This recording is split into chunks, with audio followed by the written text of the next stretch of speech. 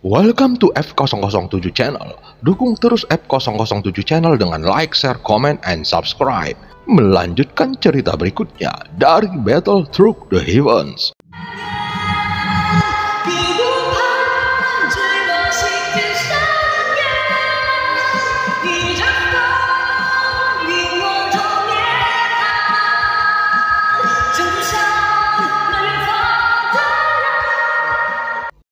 Pada part sebelumnya, saat bertarung dengan Taisu nomor 3, tiba-tiba Taisu nomor 4 menyerang Xiaoyan dari belakang.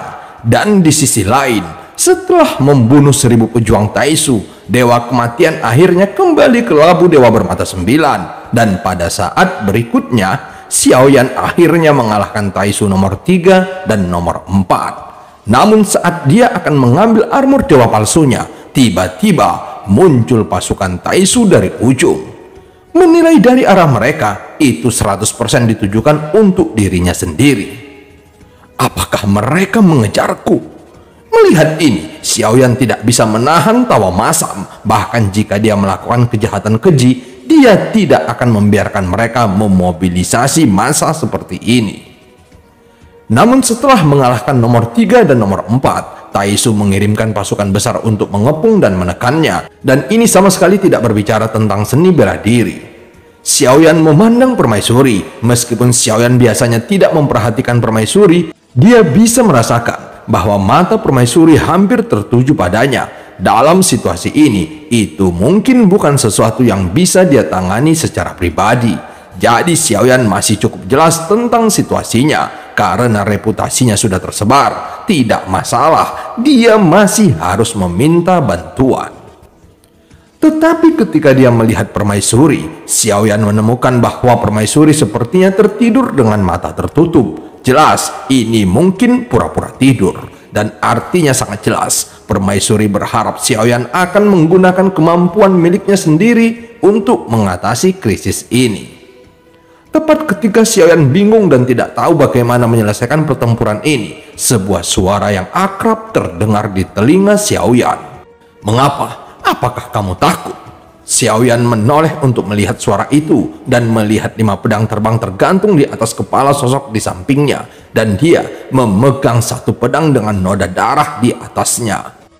"Apakah menurutmu aku mundur setengah langkah?"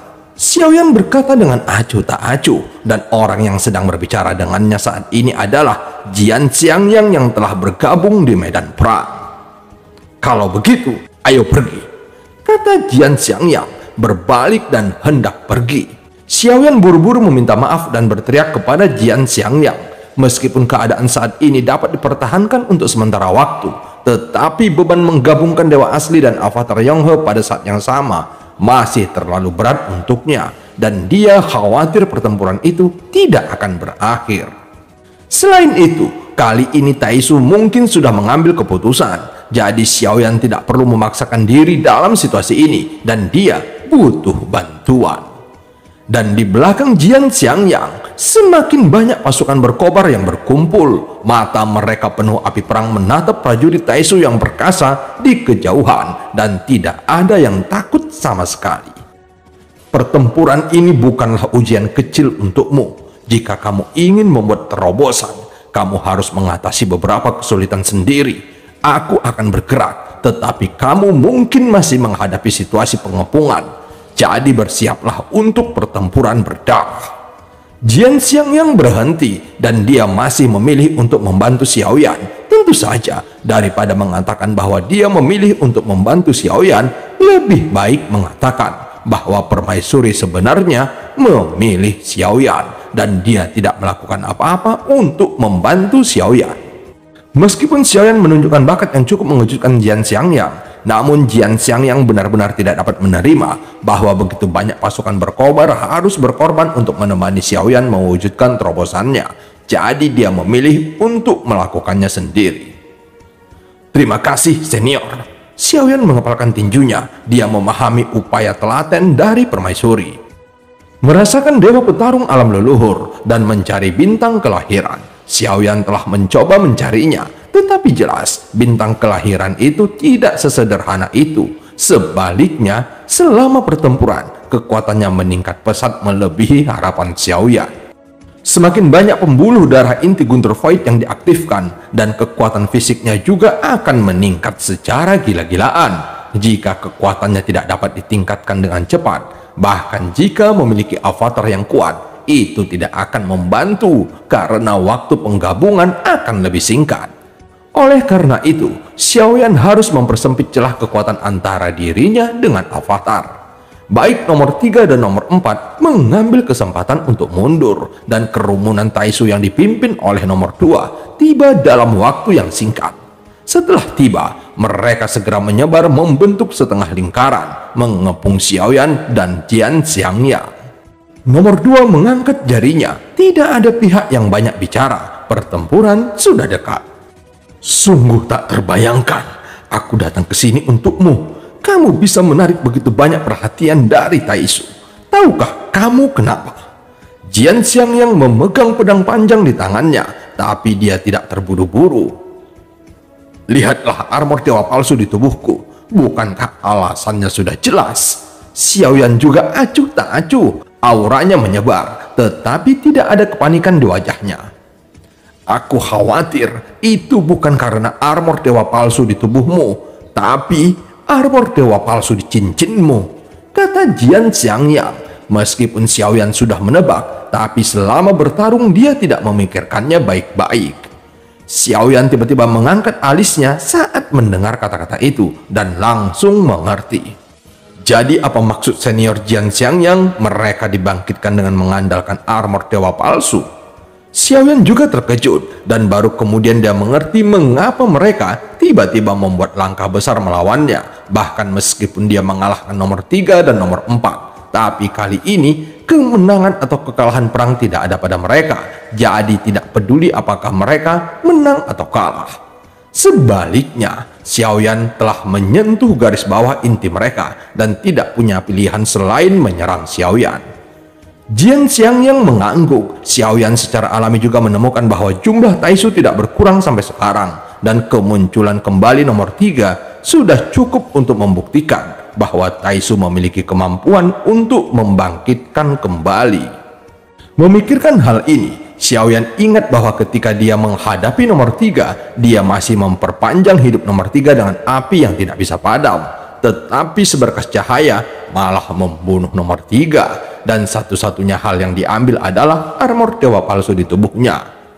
Sebelumnya, hanya beberapa Taisu yang mati di hutan belantara abadi, tetapi semakin banyak Taisu yang datang dan bahkan pergi berperang. Ternyata mereka tidak bersatu, tetapi karena armor dewa palsu tidak boleh hilang. Xiaoyan bergumam di dalam hatinya. Sekarang dia tahu lebih banyak tentang Taisu. Justru karena dia mengambil armor dewa palsu selama pertempuran, Taisu menggunakan kekuatan seperti itu untuk membasmi Xiaoyan dengan penuh semangat. Mereka memiliki banyak orang kuat di sini. Berhati-hatilah, jangan terlalu mengandalkanku. Lagi pula mereka semua ada di sini untukmu. Kurasa aku tidak bisa berbagi banyak tekanan untukmu. Jian Xiangyang berkata dengan acuh tak acuh. Xiaoyan mengangguk ketika mendengar kata-kata itu. Namun aku ingin memberitahumu bahwa dalam situasi saat ini, bahkan jika kamu memiliki banyak kartu truf, sangat sulit untuk melawan musuh. Kamu tidak perlu memaksakan diri. Lebih baik mundur langsung ke permaisuri. Jian Xiangyang melanjutkan, bukan karena dia salah paham. Xiaoyan memang menerima banyak bantuan dari permaisuri di sepanjang jalan. Tetapi ketika Jian Xiangyang mengucapkan kata-kata ini, Xiaoyan dapat dengan jelas mencium bau asam. Seperti ketika dia pertama kali tiba di bintang Xiao Yuxing, Xiaoyan memiliki wajah yang baik. Aku hampir lupa, ada banyak orang kuat di sampingmu. Kenapa aku tidak melihat mereka sekarang? Jian Xiangyang pernah bertarung melawan pendekar pedang gila, dan yang terakhir juga membuat Jian Xiangyang menundukkan kepalanya di jalan pedang. Pada saat ini, itu hanya ditujukan pada Xiaoyan. Dia merasa bahwa karena Xiaoyan, permaisuri membuat keputusan seperti itu yang mengakibatkan kematian banyak pasukan berkobar. Dan inilah yang paling tidak bisa diterima oleh Jian Xiangyang saat ini. Tetapi Xiaoyan tidak tahu mengapa Jian Xiangyang memiliki permusuhan yang begitu besar terhadapnya. Obrolan antara keduanya berakhir di sini karena serangan Taisu datang seperti hujan di saat berikutnya dan cahaya dingin meraung. Tetapi itu adalah bulu panah yang mengandung kekuatan abadi dan kekuatannya sangat mencengangkan. Xiaoyan memutar penguasa berat Xuan di tangannya dan segera mengayunkan penguasa untuk bertahan melawan bulu panah. Bulu panah itu sangat cepat dan kuat, bahkan jika Xiaoyan memblokirnya, itu tidak mudah. Sedangkan untuk pasukan lainnya, itu tentu saja lebih sulit.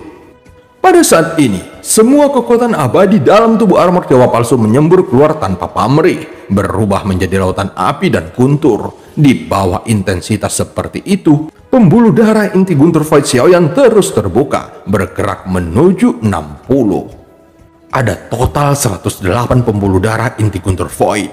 Jika semuanya bisa dibuka, aku khawatir hanya dengan begitu kekuatan asli inti guntur Void dapat dimainkan.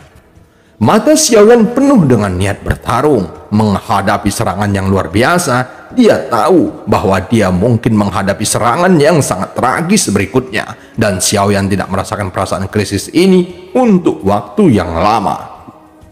Jadi dia tidak meminta bantuan dari para senior di Labu Dewa Permata 9. Dia juga tidak membiarkan Jiu Ying mengambil tindakan. Biarkan saja mereka membunuh tentara lainnya. Situasi pertempuran saat ini diciptakan oleh Yuan dengan sengaja untukku. Jian Xiang yang seharusnya sangat marah karena pasukan berkobar yang tewas dalam pertempuran ini. Tidakkah seharusnya dia berharap aku bisa menerobos ke alam leluhur dalam pertempuran ini? Xiaoyan berpikir di dalam hatinya saat dia melambaikan penguasa berat Xuan. Dia bisa memahami kemarahan yang datang dari Jian Xiangyang dan dia mengerti bahwa permaisuri tidak memilih untuk membantu saat ini. Adapun Xiaoyan sendiri, dia belum pernah mendengar tentang dunia legendaris dari Dewa Petarung Alam Leluhur sebelumnya. Dia juga belum pernah mendengarnya dari Dong Haiyuan dan orang lain. Itu cukup untuk menjelaskan kekuatan Dewa Petarung Alam Leluhur dan sangat sedikit orang yang bisa mencapai Dewa Petarung Alam Leluhur. Jadi, tidak banyak orang yang mengetahuinya.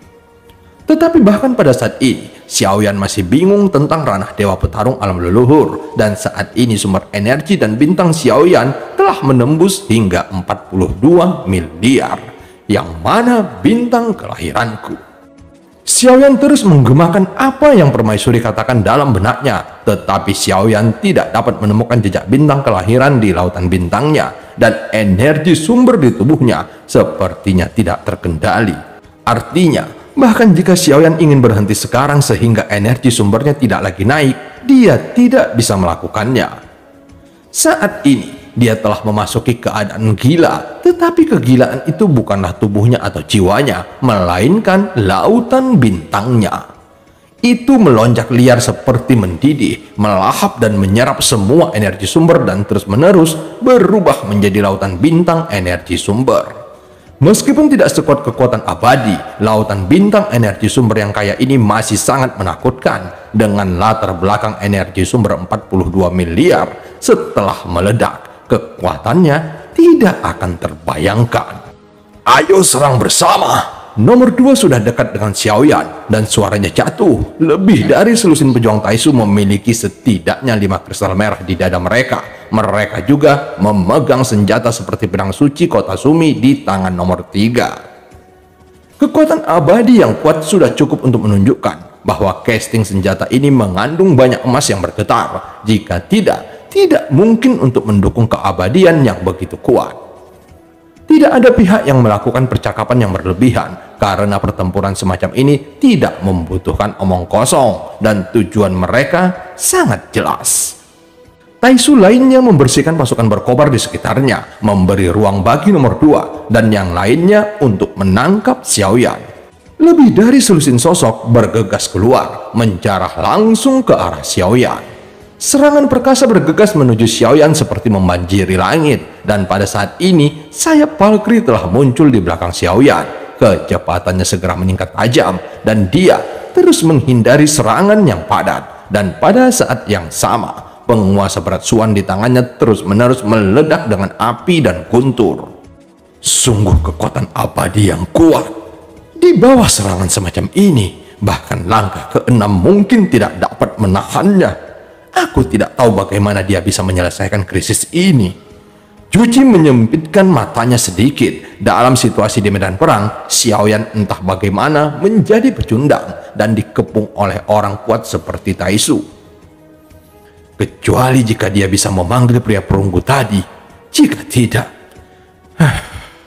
Juji ada di belakang. Dia tidak memilih untuk bergabung dalam pertempuran. Meskipun hanya ada 2 avatar, tetapi Juji tidak ingin avatarnya kalah. Dia tahu bahwa pertempuran ini adalah pembunuhan. Jika tidak, itu tidak akan berpengaruh pada situasi pertempuran. Karena menang atau kalahnya perang semacam ini bukan lagi ditentukan oleh orang-orang setingkatnya. Taisu tidak menggunakan kartu truf aslinya, begitu pula permaisuri. Kedua belah pihak menemui jalan buntu, dan kebuntuan semacam ini memiliki kekuatannya sendiri. Pertempuran sesungguhnya antara kedua belah pihak belum tiba. Juji ingin mempertahankan kekuatannya karena dia tidak tahu apa yang akan terjadi di sini sampai akhir, dan saat ini hanyalah pertarungan kecil. Tentu saja, meski itu pertarungan kecil, dibandingkan dengan Xiaoyan, Juji tidak berani terlibat dan dia memilih untuk mengambil langkah lebih hati-hati daripada berani. Suara teredam di batinnya terus bergema dan hanya selusin orang yang menghalangi jalan Xiaoyan. Tetapi dalam situasi ini, sayap Valkyrie di belakang Xiaoyan terus meledak. Dia dan selusin ahli Taisu bersaing. Hanya saja suara tumpul itu disebabkan oleh serangan yang meledakkan Xiaoyan. Meskipun Xiaoyan bertarung, perbedaan kekuatan hampir tidak bertahan lebih dari selusin putaran, dan serangan Xiaoyan bahkan gagal menyentuh mereka. Dia seperti bola, meski sangat cepat, dia masih ditendang oleh belasan orang ini. Untungnya, kulit dan dagingnya lebih tebal, jadi Xiaoyan tidak mengalami luka serius, hanya armor dewa palsu di tubuhnya yang rusak. Untungnya Xiaoyan mengetahui karakteristik dari armor dewa palsu, dan armor tersebut dapat diperbaiki satu sama lain. Dia mengeluarkan armor dewa palsu dari dalam cincin secara acak, dan itu berubah menjadi cairan dan memanjat memperbaiki armor dewa palsu yang rusak dalam sekejap. Melihat bahwa armor dewa palsu pada Xiaoyan langsung membuat tampilan baru sebagai prajurit Taisu, mereka secara alami tahu bagaimana Xiaoyan melakukannya. Xiaoyan mengkonsumsi armor dewa palsu, dan mengkonsumsi armor dewa palsu adalah hal yang tidak bisa mereka terima. Perkuat serangan dan tekan dia dengan cepat, teriak nomor 2. Bahkan keabadian langkah ke-6 tidak dapat menahannya. Kekuatan abadi yang terkandung dalam serangan selusin orang Taisu sudah sebanding dengan serangan yang hanya dapat dilepaskan oleh keabadian langkah ke-8. Tetapi Xiaoyan yang dikelilingi oleh api dan guntur masih bisa mengayunkan penguasa berat Suan saat menghadapi serangan, dan suara gemuruh terdengar di sekitarnya. Sepertinya kalian tidak ingin aku mati. Xiaoyan merasakan serangan lebih dari selusin orang ini. Meskipun mereka kuat, dia bisa merasakan bahwa mereka tidak mengerahkan kekuatan penuh mereka, karena nomor 3 dan nomor 4 sebelumnya sulit untuk dihadapi Xiaoyan, dan ini jika lebih dari selusin orang ingin membunuhnya dengan cara apapun, tidak mungkin baginya untuk bertahan sampai sekarang. Jadi hanya ada satu kemungkinan, mereka ingin menangkapnya hidup-hidup. Bagi Taisu, Xiaoyan seperti misteri besar, mengetahui terlalu banyak rahasia mereka. Jadi mereka ingin mencari tahu siapa sebenarnya Xiaoyan, bagaimana dia mempelajarinya, dan bagaimana memastikan bahwa dia bukan dari darah Taisu, dan mengapa dia bisa menggunakan armor dewa palsu. Inilah poin yang paling penting.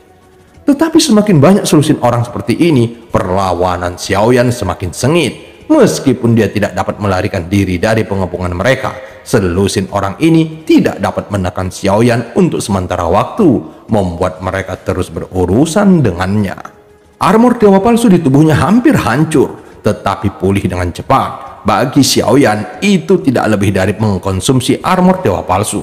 Namun, meskipun kekuatan pertahanan armor dewa palsu itu luar biasa, bagaimanapun juga, itu masih harus jatuh pada tubuh fisik Xiaoyan, dan tubuh fisik di dalam armor dewa palsu itu sebenarnya telah terluka parah berkali-kali.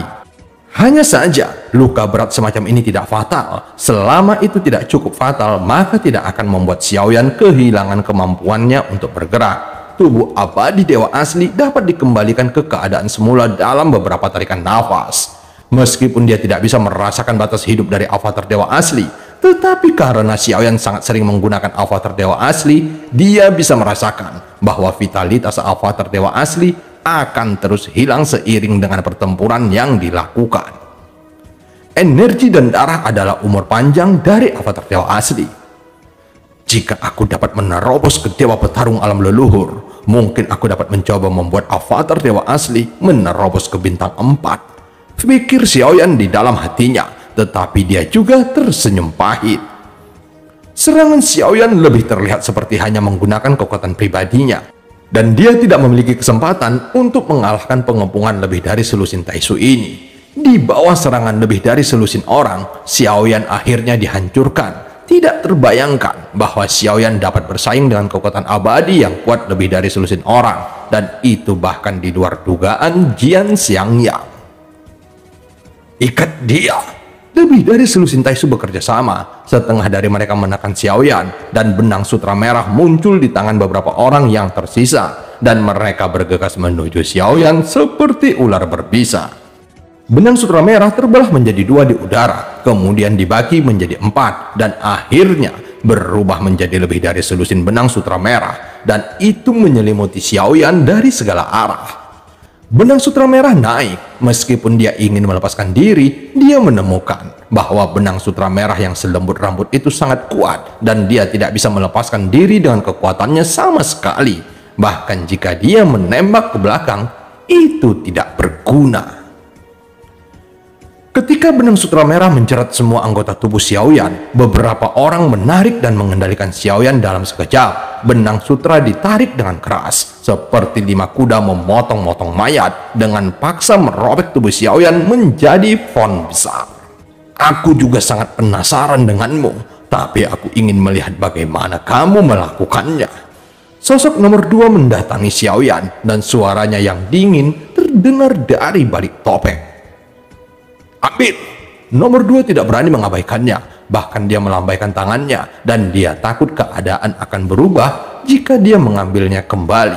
Selama dia membawa Xiaoyan, dia berpikir bahwa permaisuri akan mencoba menyelamatkan Xiaoyan.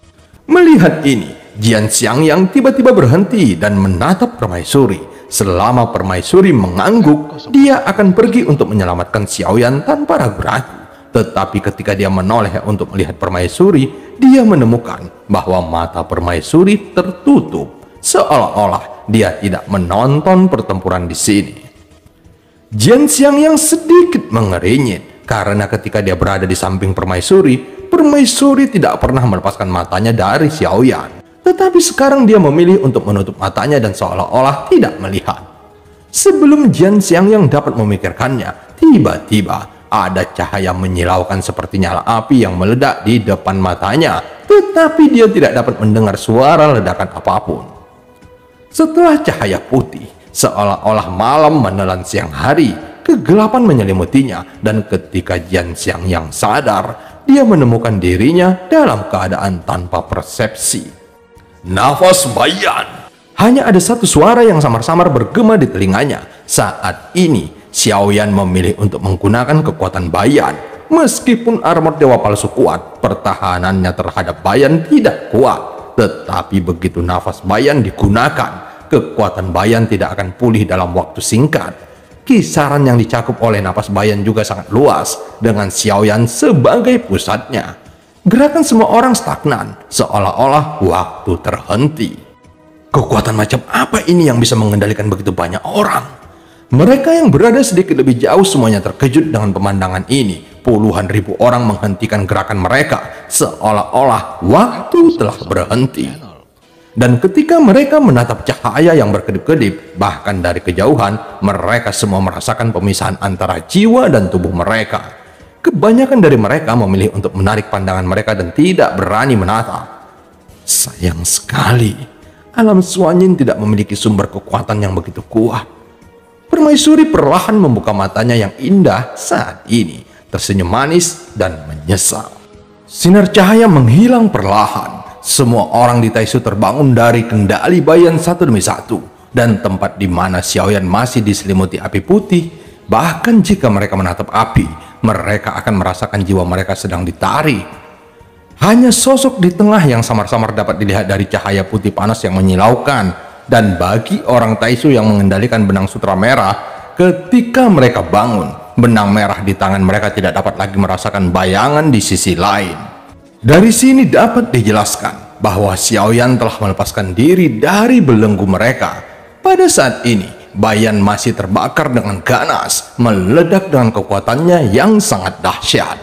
Semua orang di Taisu tidak berani mendekat, karena begitu mereka memejamkan mata, inisiatif akan diserahkan kepada Xiaoyan. Nomor 2 memberi isyarat menunggu, dan semua orang hanya mengepung Xiaoyan tanpa tergesa-gesa. Mereka semua menunggu, berpikir bahwa api menyilaukan Xiaoyan tidak akan bertahan lama. Seperti yang mereka harapkan, cahaya Bayan perlahan memudar. Melihat adegan ini, nomor 2 mencibir. Menurutnya, langkah Xiaoyan hanyalah upaya terakhir. Mereka masih bisa menangkap Xiaoyan setelah itu. Ketika cahaya Bayan berangsur-angsur surut, itu tidak lagi begitu menyilaukan, dan pandangan sedikit bisa diproyeksikan dan berkonsentrasi pada sosok di dalam cahaya. Waktu barusan jelas cukup baginya untuk mundur, tapi kenapa dia tidak mundur? Jian Xiangyang sedikit mengerinyit. Dia juga dikendalikan oleh Bayan, meski singkat, tapi perasaan itu membuatnya merasa luar biasa. Ini jelas merupakan nyala api, tetapi memiliki efek kekuatan jiwa dan terasa lebih menakutkan daripada serangan kekuatan jiwa, karena Bayan mengosongkan tubuh dan jiwa pada saat yang sama, memungkinkan kesadaran untuk melayang di antara keduanya, dan perasaan kematian sangat dekat. Dan waktu kontrol terus berlanjut, Jian Xiangyang hanya melambat setelah beberapa tarikan napas, sedangkan untuk para jenderal Taisu, termasuk nomor 2, mereka semua dikendalikan oleh Bayan selama lebih dari 10 tarikan nafas. Dalam pertarungan yang begitu sengit, selusin nafas dapat melakukan banyak hal, bahkan mengubah situasi.